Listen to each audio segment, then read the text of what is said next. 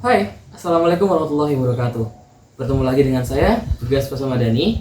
Pada video kali ini, insya Allah kita akan sedikit berbincang bareng dan membahas bersama terkait tentang Islam berkemajuan.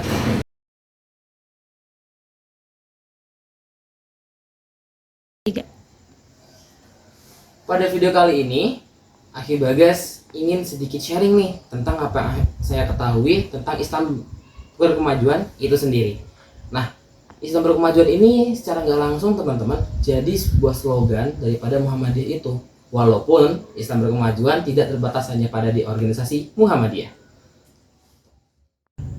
Islam berkemajuan sendiri dapat dikatakan sebagai rumusan konsep yang digagas bisa dibilang oleh Muhammadiyah ya awalnya, yakni tentang bagaimana menjadikan agama Islam dan penganutnya tentunya sebagai penyemaian benih-benih kebenaran yang dan juga kebaikan ya, kedamaian, keadilan, kemaslahatan, kemakmuran dan keutamaan daripada dinamisasi Islam itu sendiri. Ini dikutip dari uraian yang disampaikan oleh Sekretaris Pimpinan Pusat Muhammadiyah Dr. Haji Agung Danarto MAG pada tahun 2019. Namun terlepas dari itu teman-teman, Islam berkemajuan itu sendiri merupakan cita-cita sebenarnya. Bagaimana menciptakan Islam yang relevan, yang sesuai dengan perkembangan zaman, namun tidak meninggalkan Al-Quran dan Sunnahnya. Nah, kita harus tahu nih, menuju Islam berkemajuan itu harus seperti apa? Di antaranya, yang pertama, tauhid yang murni. Ini dah pasti dan mutlak teman-teman ketahui. Tidak hanya dalam Islam berkemajuan, tapi dalam segala aspek dan konsep keislaman itu sendiri. Karena pada hakikatnya tidak akan berdiri suatu agama tanpa ketauhidan yang murni, apalagi itu Islam. Nah, untuk itulah semangat untuk memperbarui atau tajdid Islam itu sendiri telah dikorbankan Muhammadiyah sejak awal berdirinya.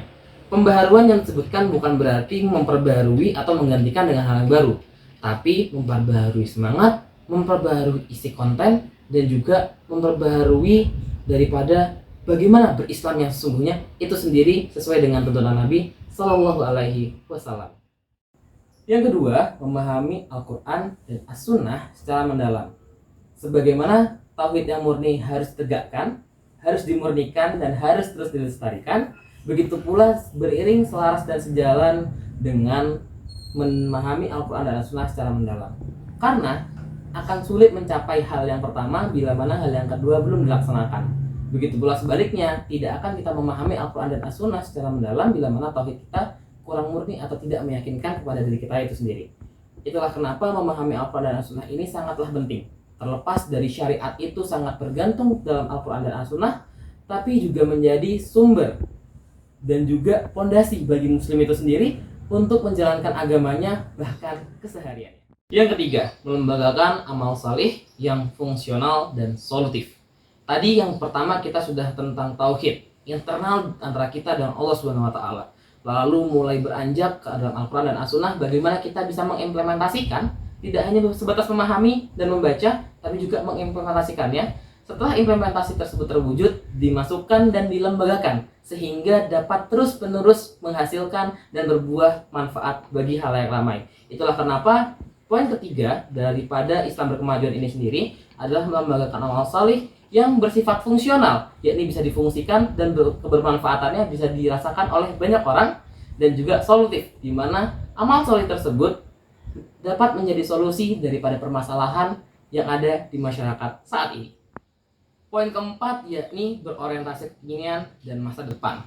Inilah yang selaras juga dengan membagaimanakan Islam agar tetap relevan. Bukan berarti liberal, tapi mengikuti zaman juga perlu dilakukan oleh Islam agar dapat diterima dan tidak ketinggalan daripada umat-umat lainnya. Padahal jika kita lihat dari awal teman-teman, Islam sempat memimpin di abad pertengahan. Tetapi karena beberapa kemunduran umat itu sendiri yang disebabkan karena kurang ingin berkembang, sehingga Islam saat ini menjadi mundur. Itulah kenapa di poin keempat, meneruskan daripada poin ketiga setelah melembagakan amal salih, kita juga harus bisa berorientasi ke masa depan. Sehingga amal salih yang kita lembagakan juga dapat berkelanjutan kebermanfaatannya, tidak hanya stop atau stagnan pada dekade maupun masa ini saja, tapi juga bisa bermanfaat untuk setelahnya. Sehingga apa yang kita usahakan akan terus berkembang dan menjadi amal jariah seperti halnya yang disabdakan Rasulullah Shallallahu Alaihi Wasallam. Yang terakhir atau poin yang kelima adalah bersikap toleran, moderat, dan suka bekerja sama, atau dalam bahasa lain adalah at-ta'awun, di mana hal ini termasuk dalam konsep muamalah itu sendiri. Kita tahu teman-teman, muamalah dalam Islam sendiri terbagi menjadi dua, muamalah ma Allah yang sudah mutlak tentang ibadah dan ketauhidannya, dan juga muamalah ma'anas, di mana yang meliputi setiap kehidupan kita.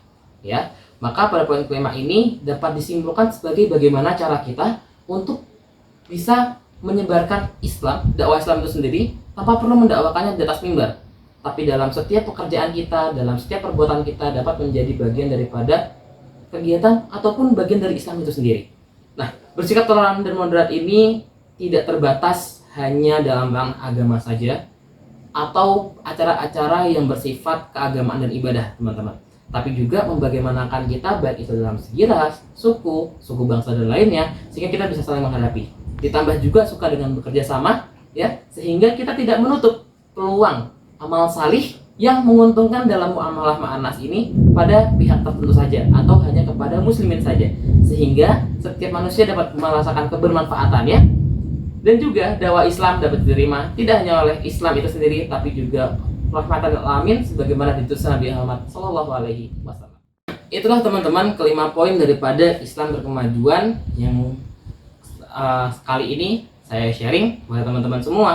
Mungkin ada beberapa penjelasan di singkat ini yang kurang, bisa teman-teman tambahkan baik di kolom komentar maupun diskusi lainnya di forum-forum yang akan datang. Nah, buat teman-teman yang ingin tahu lebih lanjut atau ingin tahu lebih dalam tentang perkembangan Islam berkemajuan itu sendiri, yang ternyata gagasannya setelah ada semenjak 1912, semenjak Muhammadiyah berdiri, teman-teman bisa untuk membaca buku Islam berkemajuan ini, ya, yang dapat teman-teman temukan di beberapa toko buku Muhammadiyah maupun toko buku nasional lainnya. Mungkin sekian dari saya. Kurang lebih mohon maaf. Billahi fisabilillah, fastabiqul khairat. Wassalamualaikum warahmatullahi wabarakatuh.